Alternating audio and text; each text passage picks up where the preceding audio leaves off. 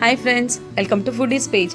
இன்றைக்கி நம்ம பண்ண போகிறது தளி வடிகம். வாங்க எப்படி பண்ணலான்னு பார்க்கலாம். ஒரே ஒரு ஆழாக்கு நான் இன்றைக்கி பச்சரிசி எடுத்திருக்கேன். 200 கிராம்ஸ் இருக்கும் இந்த பச்சரிசி. ஸோ 200 கிராம்ஸ் பச்சரிசி ஒரு 5 ஹவர்ஸ் நல்லா ஊற வைக்கணும். 5 ஹவர்ஸ் நல்லா வாஷ் பண்ணி ஊற வச்சு எடுத்து வச்சுடுங்க. இதோடு சேர்த்து நம்ம 2 பச்சை மிளகாவை சேர்த்து அரைக்க போகிறோம். ஸோ நல்லா அரிசி ஊறினதுக்கப்புறம் 2 பச்சை மிளகாய் அரைச்சாச்சு. ஓகே, இப்போ நம்ம ஸ்டார்ட் பண்ணிடலாம். இப்போ இந்த மாவில் கொஞ்சமாக பெருங்காயம் வாசனைக்காக பெருங்காய பவுடர் ஆட் பண்ணிக்கோங்க. தேவையான அளவுக்கு உப்பு போட்டுக்கோங்க. ஒரே ஒரு டீஸ்பூன் ஜீரகம் ஆட் பண்ணிக்கலாம். இலை வடிக்கிறதுக்கு வாசமே அது நல்ல வாசனமாக இருக்கும். ஓகே, இது நல்லா மிக்ஸ் பண்ணிடலாம். இப்போ நம்ம ஊரில் வெயிலே அவ்வளோவா வர்றது கிடையாது. அதனால நம்ம இதை வீட்டுக்குள்ளேயே வச்சு செய்கிற மாதிரி பண்ணிக்கலாம். இப்போது இந்த வானிலையில் தண்ணி நல்லா பாயில் ஆகிடுச்சு. நம்ம இந்த ஸ்டீமிங் ப்ராசஸில் தான் இந்த வடிவம் பண்ண போகிறோம். ஓகேங்களா? அதனால் இந்த மாவு கொஞ்சம் தண்ணியாக தான் இருக்கும். இப்போ நம்ம எப்படி பண்ணுறதுன்னு பார்க்கலாம். அதை ஒரு சின்ன நமக்கு எந்த அளவுக்கு வேணுமோ அந்த வடிவம் அந்த அளவுக்கு ஒரு சின்ன பிளேட் எடுத்துக்கோங்க. அதில் ஒரே ஒரு டீஸ்பூன் நல்லெண்ணெய் விட்டுக்கோங்க. நல்லா ஸ்ப்ரெட் பண்ணிவிடுங்க எண்ணெயை. இப்போ இந்த மாவு பார்த்திங்கன்னா அழகாக இருந்தது, ஃபுல்லாக ஸ்ப்ரெட் ஆகணும். அதனால் ஒரு இடத்துல விற்றுட்டு நல்லா ஸ்ப்ரெட் பண்ணி விட்டுருங்க. அந்த பிளேட்டை சுற்றி அப்படியே நல்லா எல்லாத்துலேயும் ஸோ நல்லா ஸ்ப்ரெட் ஆகிடுச்சு. இப்போ நம்ம அதை ஸ்டீமிங் ப்ராசஸில் வைக்க போகிறோம். வானிலையில் நல்லா தண்ணி கொதிச்சிச்சு. இந்த பிளேட் வச்சுருக்கோம் இல்லைங்களா, அதுக்கு மேலே இந்த பிளேட்டை வச்சு க்ளோஸ் பண்ணி வச்சிடலாம். ஒரு 5 மினிட்ஸ் இது கொஞ்சம் மாவு நல்லா வெந்துடும். ஓகே, இப்போ பார்த்தீங்கன்னா நல்லா காஞ்சிருக்கு. ஸோ வெந்துடுச்சு. இதை ஒரு 2 நிமிஷம் ஆற வச்சிடலாம். ஓகே, இது இப்போ ஆறுற கேப்பில் நீங்கள் இன்னும் ஒரு 2-3 பிளேட்ஸ் நம்ம எடுத்து வச்சிருந்தோம் அப்படின்னா நம்ம வரிசையாக இதே மாதிரி எல்லாமே பண்ணிடலாம். ஓகே, இப்போ நெக்ஸ்ட் பிளேட்டில் நம்ம அதுக்குள்ளே பண்ணிக்கலாம். இது ஆறுறதுக்குள்ளே நம்ம அடுத்த பிளேட்டில் இதே மாதிரி ஆயில் க்ரீஸ் பண்ணிவிட்டு இந்த மாவை நல்லா ஃபுல்லாக ஸ்ப்ரெட் ஆகிற மாதிரி இது பண்ணி விட்டுடலாம்.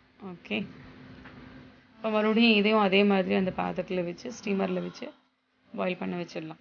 ஒரு 5 மினிட்ஸ் கண்டிப்பாக நீங்கள் க்ளோஸ் பண்ணி வைக்கணும். அப்போ தான் அது நல்லா சூடாகி நல்லா இதாக இருக்கும். இப்போ அது கொஞ்சம் கேப் விட்டிங்க அப்படின்னா 2 மினிட்ஸில் இது ஆறிடும். இப்போ நீங்கள் எடுத்துடலாம். இதை ஓரம்லாம் பார்த்தீங்கன்னா நல்லா ஓப்பன் ஆகி வந்திருக்கு பாருங்களேன்.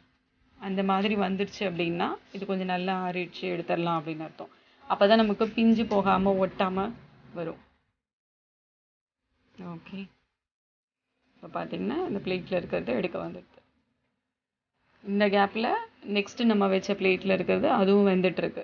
ஸோ இது முடித்ததும் அந்த பிளேட் எடுத்துடலாம். ஸோ இது கொஞ்சம் ப்ராசஸ் டைம் எடுத்தால் கூட நம்ம இது கடையில் வாங்கினோம் அப்படின்னா 100 கிராம்ஸே கிட்டத்தட்ட 25 ருபீஸ்க்கு மேலே வரும். 100 கிராம்ஸில் உங்களுக்கு 4-5 பீஸ் தான் நிற்கும். ஸோ டெஃபினட்டாக நம்ம இதை வீட்லேயே அழகாக பண்ணிடலாம். இப்போ நல்லா எடுக்க வந்துடுச்சு. இதே மாதிரி நமக்கு எத்தனை பீசஸ் வேணுமோ அத்தனை பீசஸ்க்கு எடுத்து வச்சிடலாம். இப்போ பார்த்திங்கன்னா ஈஸியாக நல்லா வெந்தது அப்படின்னா ஈஸியாக எடுக்க வந்துடும். கையிலேயே இப்போ பரட்டி போடுற அளவுக்கு வந்துடுச்சு. ஓகேங்களா? இப்போ இது எல்லாத்தையும் கண்டிப்பாக ஒரு 24 ஹவர்ஸ் நம்ம ஆற விடணும். இது நீங்கள் டேபிள் ஃபேனு இல்லை நம்ம நார்மலாக நம்ம இருக்கிற ஹால்லையே நீங்கள் அந்த பிளேட்டில் ஃபேனில் வச்சு அந்த ஃபேன் காற்றுல இது காஞ்சாலே போதும்.